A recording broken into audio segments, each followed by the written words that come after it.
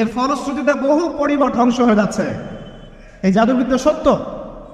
আর একটা জিনিস সত্য, নবী সাল্লাল্লাহু আলাইহি ওয়াসাল্লাম বলেছেন ইন্না আইনাল হক, চোখের নজর সত্য। নবী করিম সাল্লাল্লাহু আলাইহি ওয়াসাল্লাম বলেছেন চোখের বদ নজর সত্য। যে আমরা বলি ফেসবুকে এত বেশি ছবি দিয়েন না ভাই, ছবি তুলেন না, ছবি তুলেন না, বারবার যে বলে নিষেধ করি।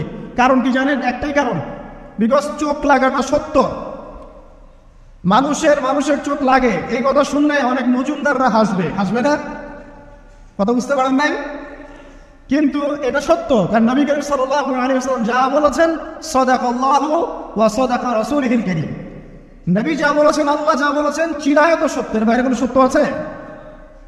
আচ্ছা দেখেন, আমি বললাম যে জাদুবিদ্যা সত্য। এই জাদুবিদ্যার চর্চা মানুষ করে, এখনো করে, এবং এই জাদু দিয়ে মানুষের ক্ষতি করার জন্য জিনের প্রয়োজন হয়, দুষ্ট জিন। এই জিনগুলোকে মানুষ তাবে করে মানুষের ক্ষতি করার চেষ্টা করে। দেখবেন এখন গ্রামে গঞ্জে শহরে সব জায়গায় ছড়িয়ে পড়েছে না?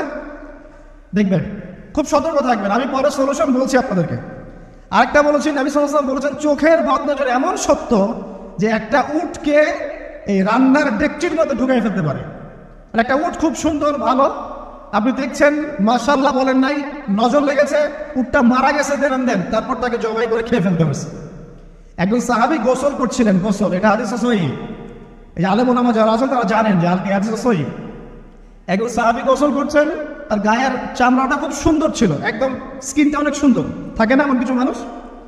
আচ্ছা, এখন আরেকজন সাহাবী এই গোসল দেখছেন দূর থেকে, দেখে বলছেন যে কি চমৎকার তার শরীরের রংটা, যেন কুমারী নারীর মতো, অনেকটা এমন একটা কথা তিনি বলেছিলেন।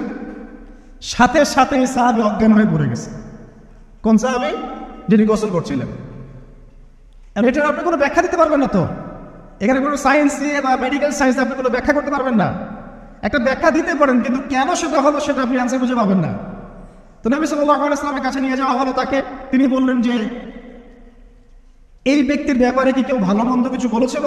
তখন একজন সাহাবী বলেন, হ্যাঁ, অমুকে বলেছে এর স্কিনটা অনেক সুন্দর, তোকে ডেকে নিয়ে আসো। ওকে ডেকে আনা হলো। ডেকে আনার পর নবীজি তাকে অনেক শাসালেন, তোমরা তোমাদের ভাইদেরকে কি মেরে ফেলতে চাও? তখন এই সাহাবী তো অবাক, আমি আবার কখন মারতে চাইলাম ইয়া রাসূলুল্লাহ? আমি তো মারতে চাই নাই, আমি তো খালি বলেছি যে তার গায়ের রংটা অনেক সুন্দর। তখন তিনি বললেন, কেন তুমি সুবহানাল্লাহ বললে না? কেন তুমি মাশাআল্লাহ বললে না?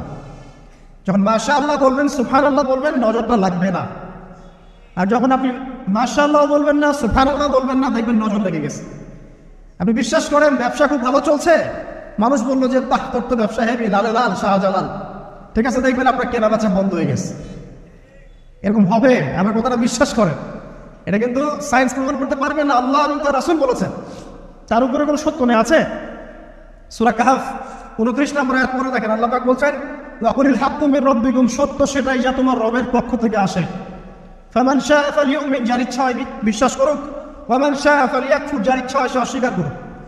এই কারণে আমরা বলি ফেসবুকে এত বেশি ছবি দেওয়া, এই আই ওয়াশ করা, এই যে শো ডাউন করা, হ্যাঁ, ইসলামে কিছু কাজ করলেন একদম মানুষকে না দেখাইতে পারলে ঘুম হচ্ছে না, এগুলো বন্ধ করেন, এগুলো বন্ধ করে দেন আল্লাহর ওয়াস্তে। অফলাইনে কাজ করেন, নিজেকে গোপন করার চেষ্টা করেন। যত বেশি মানুষের কাছে নিজেকে এক্সপোজ করবেন, কাজের বরকত কমে যাবে, কাজের বরকত কমে যাবে, চোখ লাগবে, নজর লাগবে। এবং চোখ লাগা বদ নজরে বহু আলেম আস্তে আস্তে মাঠ থেকে মাইনাস হয়ে গেছে না? যায় নাই? এখন কি আলেমদের সংখ্যা বেশি না কম? যত দিন যাবে আলেমের সংখ্যা আরো কমে যাবে। নবীজি বলেছেন আলেমদের সংখ্যা কমতে থাকবে, মানুষ জাহেলদেরকে আলেম বানিয়ে নেবে। তো প্রিয় ভাইরা, জাদুবিদ্যা সত্য, চোখের বদ নজর সত্য, রাতের এই অনিষ্টগুলো সত্য, রাতের বেলা অনেক ক্ষতি আছে। এই জন্য নবীজি বলছেন বাচ্চাদেরকে বাইরে বের করো না, এবং তোমরাও রাত যখন গভীর হবে তখন এদিক ওদিক ঘোরাফেরা করো না। দেখবেন রাত যত গভীর হয় আমাদের শহরগুলো তত জীবিত হয়, তাই না? তাই না? রাত যত গভীর হচ্ছে শহর তত জীবিত হয়। চায়ের দোকানে আড্ডা বেশি, ওই সিনেমা দেখছে, টিভি দেখছে, ক্যারাম খেলছে, লুডো খেলছে, ঘুম নাই। ঘুম কখন? ফজরের আগে আগে। ফজরের নামাজ কিন্তু নাই, ফজরের ঠিক আগে আগে আবার ওই যে জোহরের নামাজের সময় উঠতেছে। এখন আমাকে বলেন, এরকম জেনারেশনকে দিয়ে কি আসলে ইসলামের কোনো খেদমত হবে? আচ্ছা, নবীজি রাতের বেলা আর্লি ঘুমাতেন। আল্লাহ পাক আমাদের সবাইকে তাড়াতাড়ি ঘুমানোর তৌফিক দান করুন। হ্যাঁ, আপনি ইলম চর্চা করলে রাত জেগে থাকতে পারেন, আপনি যদি জ্ঞান চর্চা করেন রাত জাগতে পারেন, আপনি কোনো গবেষণা করছেন, নামাজ পড়ছেন বা কোরআন হিফজ করছেন, আপনি রাতের আর্লি উঠবেন, এটা আলাদা বিষয়। কমন ভাবে আমাদের এই যে ফেসবুক, ইউটিউবিং ইত্যাদিতে আমরা লিপ্ত থাকি, সারা রাতটা কাটাই আড্ডাবাজি করে, এগুলো বন্ধ করতে হবে। এগুলো বন্ধ না করলে ফিজিক্যালি আমরা মানে সুস্বাস্থ্যের অধিকারী হতে পারবো না। সারা দিনটা আমাদের একটা কি বলবো অলসতার ভাবে যাবে এবং দিনের বেলা কাজগুলো ব্যাহত হবে। এতে করে আমাদের উম্মার এই পুরো বড় যে তরুণ প্রজন্ম আছে এদেরকে আপনি সম্পদে পরিণত করতে পারবেন না। তাই এই সিস্টেমটা চেঞ্জ করা দরকার। নবীজি রাতের বেলা এই সূরা বাকারার শেষ 3টা আয়াত তেলাওয়াত করতেন। আমরা করবো ইনশাআল্লাহ। আরেকটা আমল বলে দেই, নবী করিম সাল্লাল্লাহু আলাইহি ওয়াসাল্লাম রাতের বেলা সূরা মুলক তেলাওয়াত করতেন। কোন সূরা এটা? কোন সূরা? তাবারাকাল্লাযী বিয়াদিহি। কয়টা আয়াত আছে? 30টা আয়াত আছে। নবীজি বলেছেন সাল্লাল্লাহু আলাইহি ওয়াসাল্লাম যে এই সূরা আপনাকে কবরের আযাব থেকে বাঁচাবে। কবরের আযাব থেকে তো ভাই বাঁচা খুব সহজ নাকি?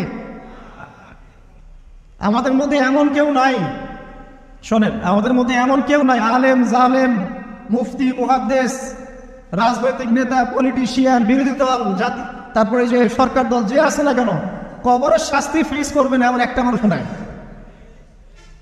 কেউ নাই পৃথিবীতে। এই যে আপনি দেখছেন যে কি ইসরায়েলের প্রধানমন্ত্রী, ওই রাশিয়ার প্রধানমন্ত্রী, চায়নার সভ্যতা, পশ্চিমা সভ্যতা, এমন কেউ নাই পৃথিবীতে এখন যাকে কবরের শাস্তি ভোগ করতে হবে না। আছে? সবচেয়ে লঘু শাস্তি মানে লঘু চাপ, এটা বলতে গেলে আসলে আমি ভাষা হারাই ফেলি। তারপরে বলছি আল্লাহ পাক আমাদের সবাইকে হেফাজত করুন, আমিন। একজন সাহাবীর নাম সাদ বিন মুআজ। কি নাম? নবী করিম সাল্লাল্লাহু আলাইহি ওয়াসাল্লামের সাথে একদম ডান হাত হয়ে যুদ্ধ করেছেন দীর্ঘদিন। বদর তিনি বীর সেনা, উহুদের বীর সেনা, ঠিক আছে। খন্দকের যুদ্ধেও বীর বিক্রমে যুদ্ধ করেছেন। তিনি আনসার সাহাবী, এক মদিনার নেতা সাহাবী। সব সাহাবী কিন্তু একরকম নন, কেউ ছিলেন নেতৃস্থানীয় সাহাবী, তিনি ছিলেন একজন নেতৃস্থানীয় সাহাবী, ঠিক আছে।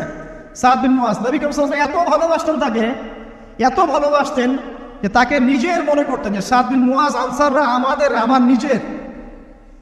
চারটাখানি কথা। এই সাহাবীর খন্দকের যুদ্ধে এই যে হাতের এই দিকে সম্ভবত হাতের এই রগের মধ্যে একটা তীর এসে লাগে এখানে, এবং তীরটা তিনি বের করতে গিয়ে রক্তটা ছিঁড়ে যায়। এরপর ফিনকি দিয়ে রক্ত বের হওয়া শুরু হয়। চিকিৎসা করে করে রক্ত বন্ধ করা যায় নাই, এবং এই রক্তের প্রবাহিত রক্তেই আল্লাহর ইচ্ছায় তিনি শাহাদাত বরণ করেন, তিনি ইন্তেকাল করেন। নবী করিম সাল্লাল্লাহু আলাইহি ওয়াসাল্লাম প্রচন্ড ব্যথিত হন, মানে মনটা তার খুব নরম হয়ে যায় সাদ বিন মুআজ রাদিয়াল্লাহু আনহুর জন্য। তো এই সাহাবীর যখন জানাজার নামাজ পড়ানো হচ্ছে, নবীজি বলছেন 70,000 ফেরেশতা তার নামাজে অংশ নিয়েছে। আর এই সাহাবীকে যখন কবরে শোয়ানো হয়েছে, নবী করিম সাল্লাল্লাহু আলাইহি ওয়াসাল্লাম পরে জানিয়েছেন কবরের যে মৃদু চাপ, সাদ বিন মুআজ রাদিয়াল্লাহু আনহুর কবরেও সেই মৃদু চাপ দেওয়া হয়েছে।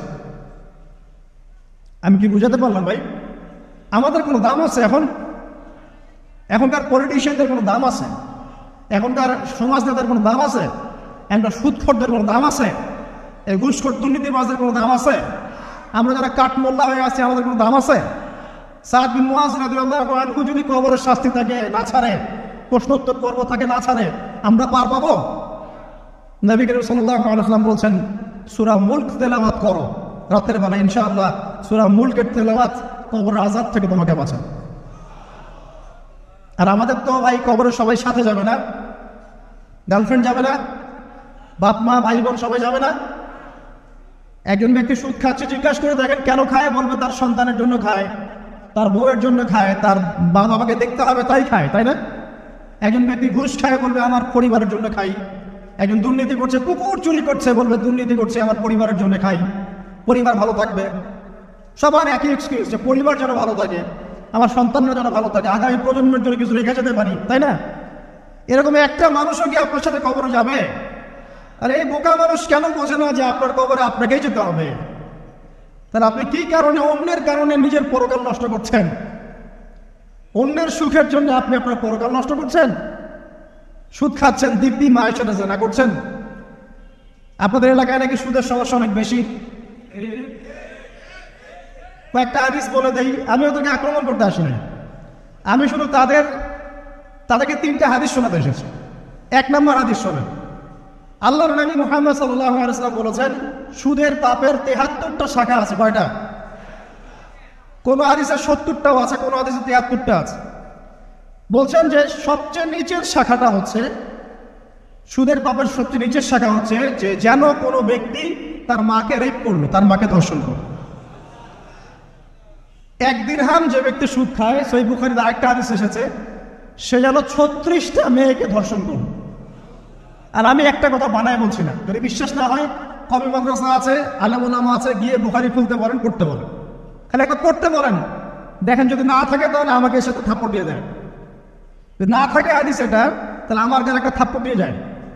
আর যদি থাকে তাহলে আল্লাহর রাস্তায় সুদ খাওয়া ছেড়ে দেন। কোনটা করবেন? চ্যালেঞ্জ করবেন? নবীজি বলেছেন, একটা দিরহাম যে ব্যক্তি সুদ খায়, দিরহাম মানে কি? রৌপ্য মুদ্রা। এটা এখন দেখতে পারবেন না, জাদুঘরে আছে।